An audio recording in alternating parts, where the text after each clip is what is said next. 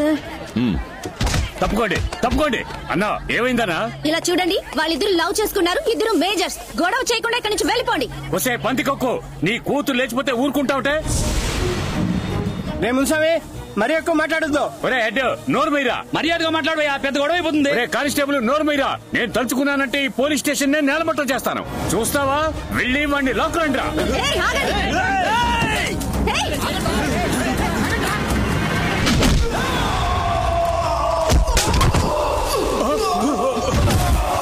ఎదవని నరికి తీసుకురండి రా.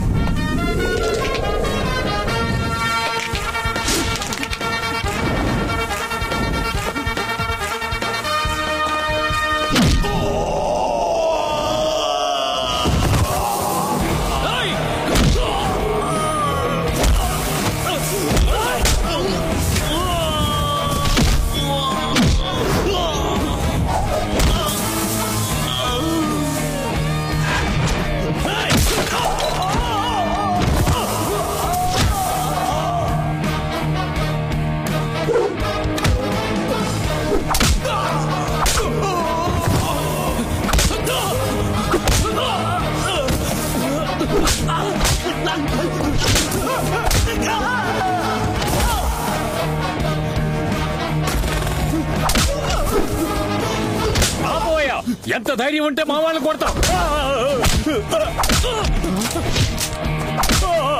ఆడవాళ్లతో ఎలా మాట్లాడాలో మీ అమ్మ నేర్పించాలా? పెద్దవాళ్లతో ఎలా మాట్లాడాలో మీ అబ్బ నేర్పించాలా? ఈయనెవరు?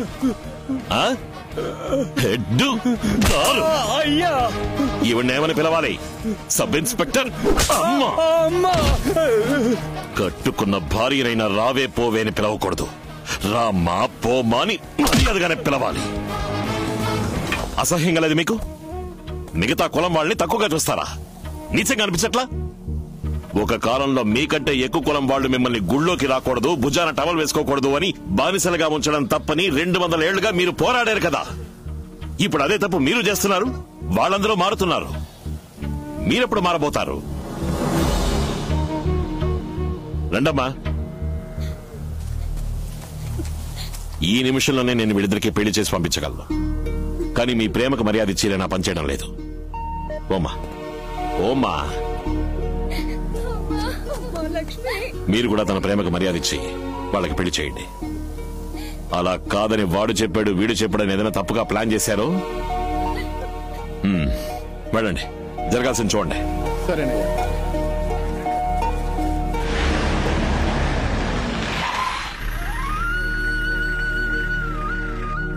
రండి సార్, 4:30కి రమ్మన్నాను. కరెక్ట్ గా 5:30కే వచ్చేసరే. ఏం లేదు మిర్చిపొడి, కడియం పోలీస్ స్టేషన్ లో ఒక పెద్ద ప్రాబ్లం. సరే, అందుకే ఒక చిన్న డిలే. నన్ను చూసి వెళ్ళడానికి విజయవాడ నుంచి నా ఫ్రెండ్స్ అందరూ వచ్చారు. హలో, కూర్చోండి కూర్చోండి. ఎలా ఉన్నారు? అందరం ఐఏఎస్ రాయడానికి అప్లై చేయబోతున్నాం. ఎల్లుండి లాస్ట్ డేట్. అందుకే బోనని వచ్చి అడిగాం సార్. తనేమో వద్దంటోంది. నాకు అర్థం కాలా. తనకి కలెక్టర్ అవ్వాలని సార్ ఆశ. సడన్ గా పెళ్ళైంది కదా, ఇప్పుడు వద్దంటోంది. నాతో చెప్పనే లేదు? లేదండి, మీతో చెప్తే మీరు ఒప్పుకుంటారో లేదో అని సందేహం. అందుకే. నువ్వు ఐఏఎస్ అవ్వాలని ఆశపడతావు, వద్దని చెప్పడానికి నేనంత దుర్మార్గపు మొగుడ్నా? నువ్వు సివిల్ సర్వీస్ రాస్తున్నావు. ఆ అప్లికేషన్ తన దగ్గరే ఉంది. నీ దగ్గర లోపలే ఉంది. సరే పో, వెళ్ళి తీసుకురా. థాంక్స్ మామా. ఓకే భామా. ఏయ్ మిర్చిపొడి, జాగ్రత్త. ఏంటి భార్యను మిర్చిపొడని పిలుస్తున్నారు? తన మీద కోపం వచ్చినా ఆశ వచ్చినా మిర్చిపొడనే పిలుస్తాను. ఏది ఆశగా ఇంకోసారి పిలవండి ప్లీజ్. ఓయ్ మిర్చిపొడి. వస్తున్నానండి. మిర్చి పొడుమా కావస్తోంది. అయ్యగారు ఏమయ్యారో తెలియటం లేదు. అయ్యగారు శ్రీలంకలో ఉన్న 2వ బారింటికే వెళ్ళుంటారు. సరే, ఆ భార్యకు పిల్లలున్నారా? 3 కొడుకులు ఉన్నారు. మహేంద్ర భిక్షుడు ఒకడు, దేవేంద్ర భిక్షుడు ఒకడు, రావణ భిక్షుడు ఒకడు.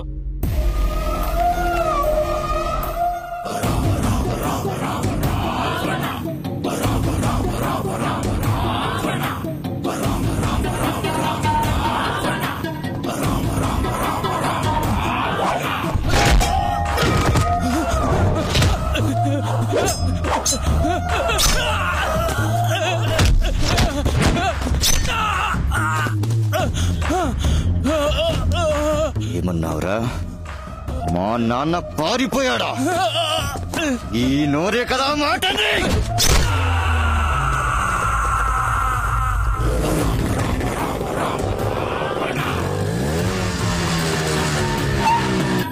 అమ్మా,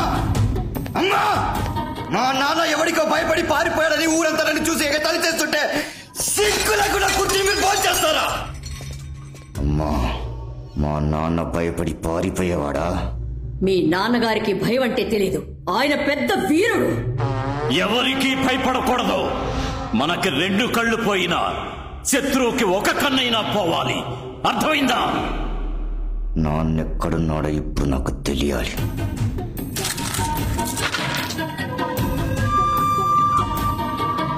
రావణ, ఇప్పుడు సమయం మనకి అనుకూలంగా లేదు.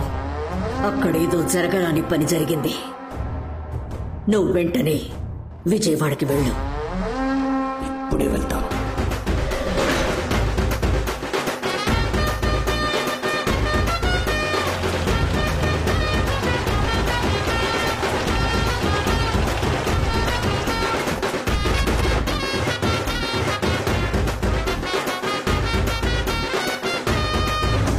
కృష్ణమూర్తి గారు, ఏం జరిగింది? మా నాన్నేమయ్యారు? స్వామితో గొడవ తర్వాత అయ్యగా దగ్గర నుంచి ఏ కబురు లేదు బాబు. పరశురాం నా మీద అరెస్ట్ వారెంట్ తీసుకొచ్చాడు. 2 ఎదవలు కలిసి నన్ను పట్టించారు. వాళ్ళ కథ ముగించకుండా నేను కొలంబోలో అడుగు పెట్టను. ఆ రోజు మా నాన్నతో ఎవరున్నారు? అయ్యగారు పారిపోయేంత వరకు ఆయనతో ఉన్నదే నేనే బాబు.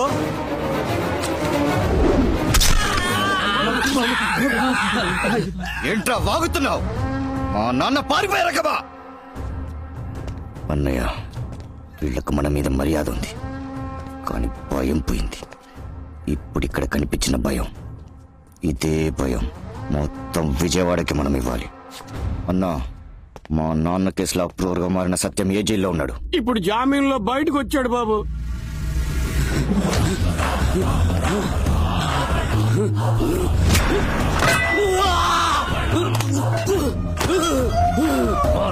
పట్టిస్తావురా?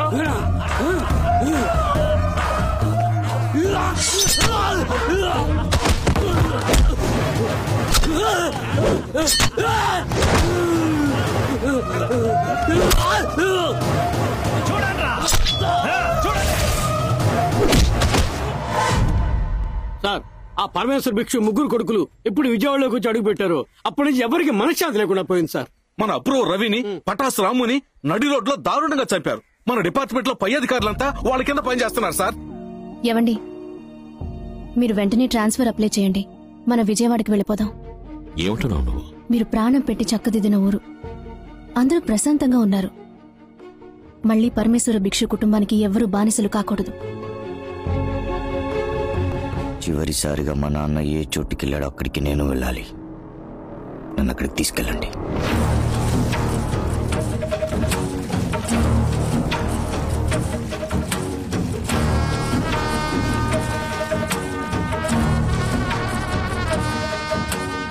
వెళ్ళండి. మా నాన్నని ఎవరైనా చూసారా అని కనుక్కోండి. అయ్యగారు చివరిగా ఇక్కడికే వచ్చారటగా. ఏం రావనా దిగులుగా ఉన్నావు? ఆచూకీ దొరకలేదన్నా? దొరుకుతుంది. ఏడో తల్లి, నేను వచ్చేసాను కదా. ఓ తల్లి,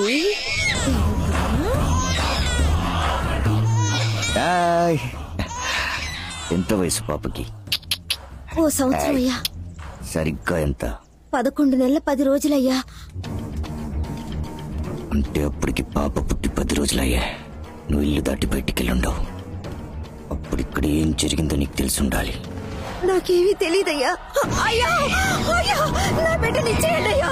నేను నిజం చెప్పేస్తానయ్యా. అయ్యా,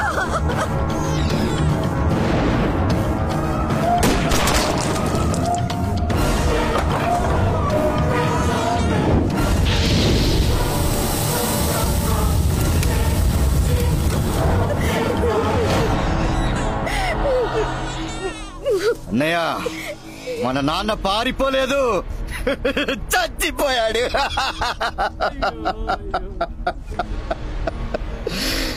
కొట్టండి పోస్టర్లు, పెట్టండి విగ్రహం. రమేష్ భిక్షు త్యాగి వీరమరణం